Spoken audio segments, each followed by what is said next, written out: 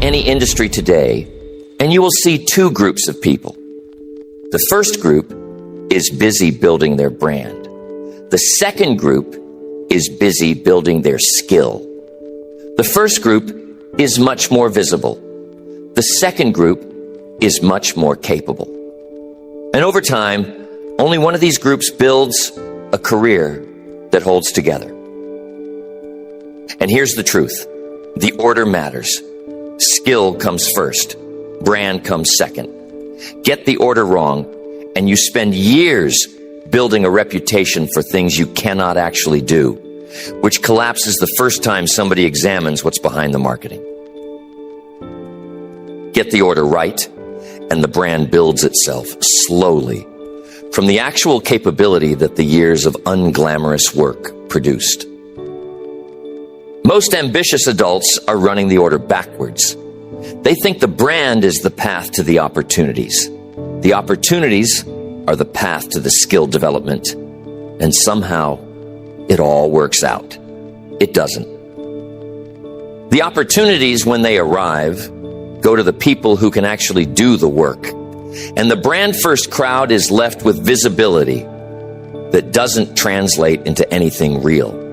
The visibility was the substitute. The substitution doesn't hold.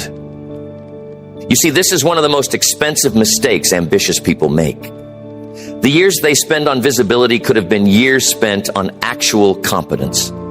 By the time they realize the order was wrong, the years are gone. And rebuilding takes longer than just building correctly would have taken in the first place. Listen, today I want to walk you through 5 things you must understand about this. By the end, you'll see why most of the loud people in your industry are not the ones actually getting hired for the work that matters. And you'll see what would be required starting tomorrow to be one of the quiet builders whose career compounds while everybody else's brand is still searching for its next angle. I'm telling you, this is one of the most important sequence questions a developing professional can face. Get it right, and the decades work for you. Get it wrong, and the decades work against you, no matter how impressive the early years looked. Now, before we get into the 5 things, you must understand what the brand-first approach has been costing you if you've been running it. Because most people who build their brand prematurely don't see the cost. They see the visibility. They see the followers. They see the conversations they're being included in. They don't see what's slowly happening underneath. Here's the truth. Every hour you spend on visibility before the underlying skill is in place is an hour stolen from the skill development that would have actually produced something to be visible about. You're trading the foundation for the facade. The trade feels reasonable in the short term. The facade is more impressive. The cost shows up over years when the facade has nothing behind it and the foundation never got built. You see, the years between 25 and 35 or between 35 and 45 are the prime skill development decades. If you spend them on visibility instead of capability, you can't get them back. The brain plasticity, the time available, the energy to do deliberate practice, those are concentrated in specific life stages. Miss the stage, and you can't redo the development as efficiently later. But here's what most brand-first people discover, eventually. The visibility they built is not transferable. It works as long as the current angle is hot. The moment the industry shifts, or the platform changes, or somebody else with the same shallow expertise but better marketing arrives, the visibility evaporates. There's nothing underneath to sustain it. The skill, which would have been the actual asset, was never built. You can't fake skill forever. The faking has a shelf life. Eventually, somebody asks you to actually do the thing. Eventually, your work is examined by people who know the difference between marketed expertise and real capability. Eventually, the gap between your brand and your skill produces a moment of public exposure that is hard to recover from. You must take this seriously, because the brand first path has been sold as the modern way to build a career. And for most people, it produces the opposite of what they hoped. They end up known for not very much, instead of unknown for something substantial. And the unknown but substantial version has a much higher ceiling, because the skill keeps producing for decades, while the brand first visibility fades the moment the next trend arrives. 5 things, all about the right sequence. Skill, deeply built. First, brand, naturally emergent. Second, the order is not arbitrary. The order determines everything downstream. You see, this is something you can verify by looking around.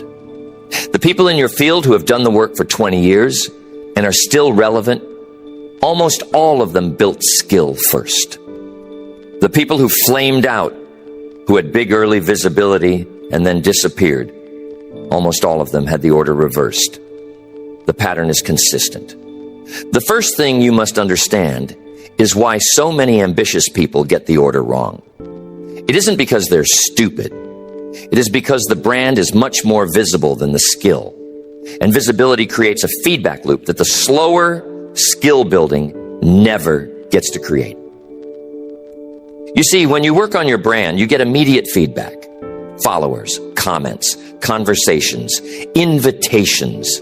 Each interaction provides a small dose of confirmation that you're on the right track. The dopamine arrives daily. The work feels like it's producing results because there are visible signals being produced. When you work on your skill, the feedback loop is much slower. The work is private. The progress is invisible. The improvements are small and accumulate gradually. There are no daily signals. There is no audience. There is just you, alone, doing the unglamorous work of getting incrementally better at something for months, then years. And here's the truth. The brain prefers the fast feedback loop. The brain is calibrated evolutionarily to do things that produce visible results soon. So the brain pulls you toward the brand work, away from the skill work. The pulling feels reasonable. The reasoning is, see, the brand work is working. Look at all this engagement. Meanwhile, the skill work would have been the foundation of a real career, but it gets postponed indefinitely because it doesn't pay back the way the brand work does. The mistake is to follow the dopamine. The dopamine is pointing at the wrong target. The visible signals aren't real progress. They're just signals. And signals without underlying substance produce a career that looks impressive from the outside, but can't sustain itself when the conditions change. You got to deliberately resist the brand first pull, especially in your 20s and 30s. You can have some visibility. You don't have to be invisible. But the bulk of your hours have to go into the skill work, regardless of how little visible feedback that work produces in the short term. You have to learn to find satisfaction in private progress that nobody else sees yet, because that's the only kind of progress that actually compounds. You must train yourself to be okay with the invisibility. The brand first people will look like they're winning while you're still building. They aren't winning. They're collecting visibility that has no foundation.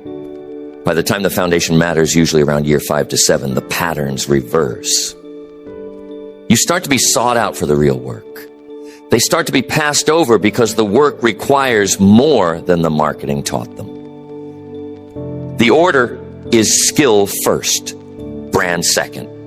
This requires resisting the immediate gratification of visibility for the longer-term satisfaction of substance. The few who manage it produce careers that everybody else, with their early visibility, eventually realizes they cannot match. The second thing you must see clearly is what happens